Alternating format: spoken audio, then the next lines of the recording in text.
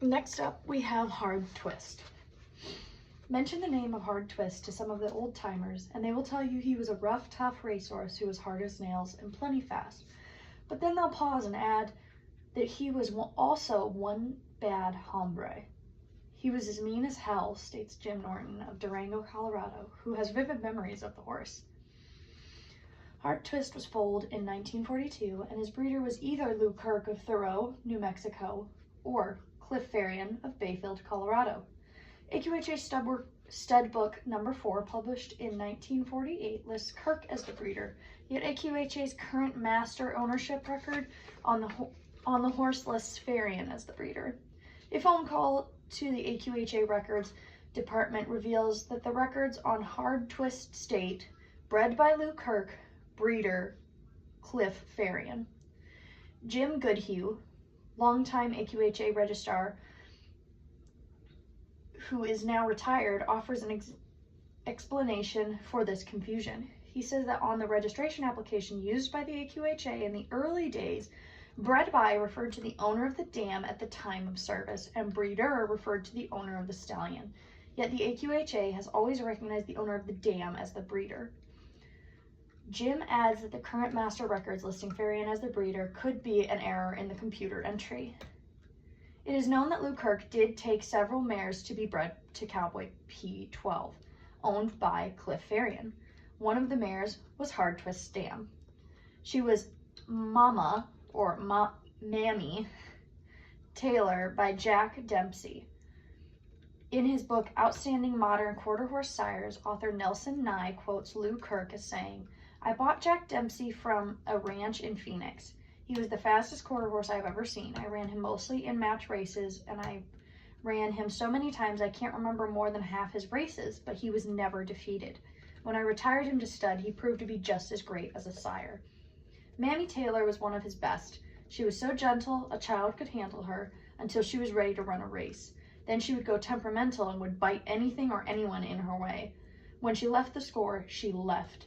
Never in my life have I seen a horse break faster except her sire, Jack Dempsey.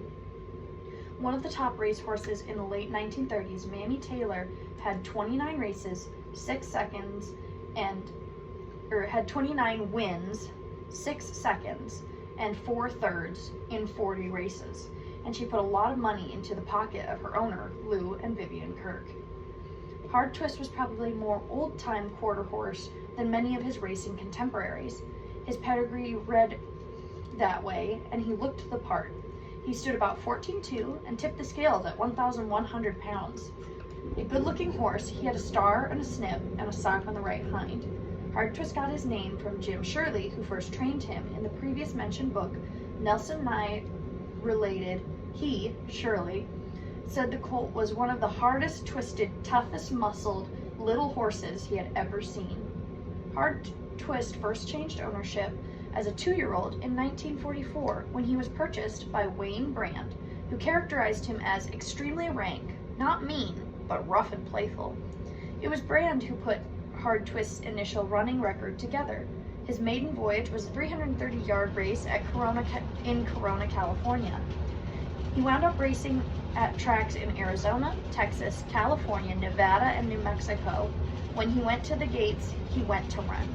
Before he was retired to stud, he had whipped some of the most prominent names in racing, including Barbara B., Pig and Strings, Miss Bank, and Tontagal, and he had been crowned the 1946 champion quarter horse running stallion.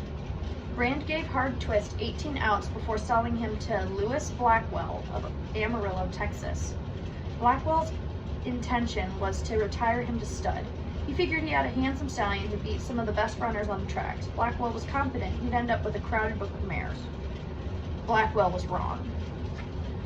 No one remembers why, but Hard Twist attracted very few mares.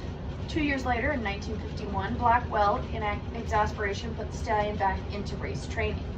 People shook their heads and laughed. They thought it was ridiculous that Blackwell thought an 8-year-old could run with the younger, faster, better-trained competition of the early 50s. Blackwell let them laugh. So did Walt Harris, who was given Hard Twist to train. The stallion's first comeback run was over 350 yards in an 11-horse field at Bay Meadows. He finished 5th. 11 days later, Hard Twist hit the surface again in another 350 with an 8-horse field. He won. Two of the competitors in that group were none other than Leota W. and Barid.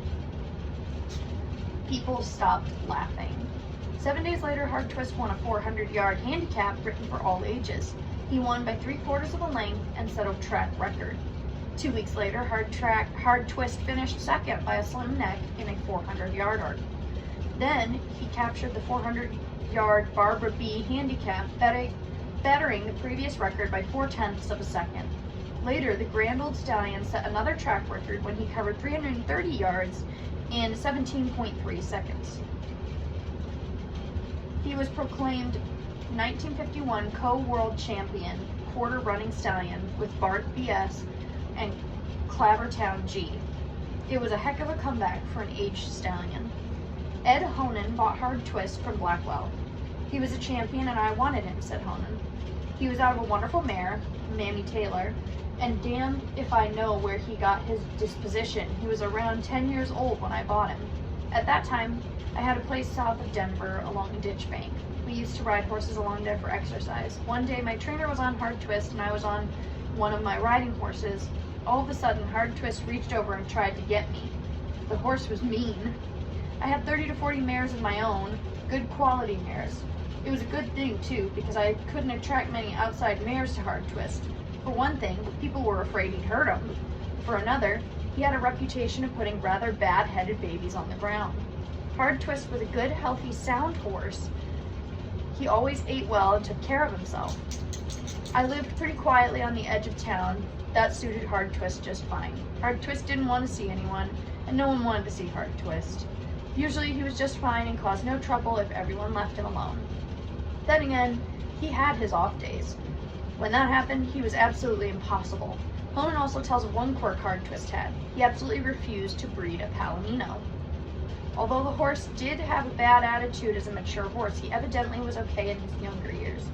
I knew Hard Twist when he was around 2 or so, remembers Joe Piz of Golden, Colorado. He was full of spunk, but I never thought of him as mean. After Honan bought Hard Twist, Piz went to see him. The horse was out in the pasture, and Honan warned Piz to be careful. I couldn't imagine why Ed was warning me. I told him not to worry. I knew the horse and thought he would be fine. Ed had steps built over the fence into Hard Twist pasture. I can tell you, I sure climbed those steps a lot faster coming out than I did going in. I haven't put a foot inside that enclosure before Hard Twist was after me. I've never run as fast as I did that day. That Hard Twist, though, was a far different horse from the one I'd known years earlier.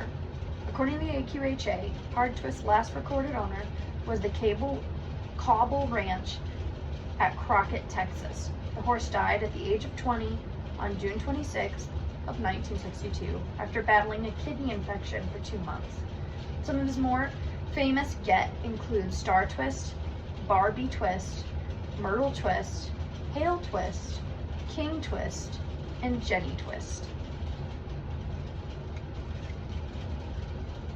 I think we all know my opinion on breeding horses that are mean, so I won't say it here and display some history.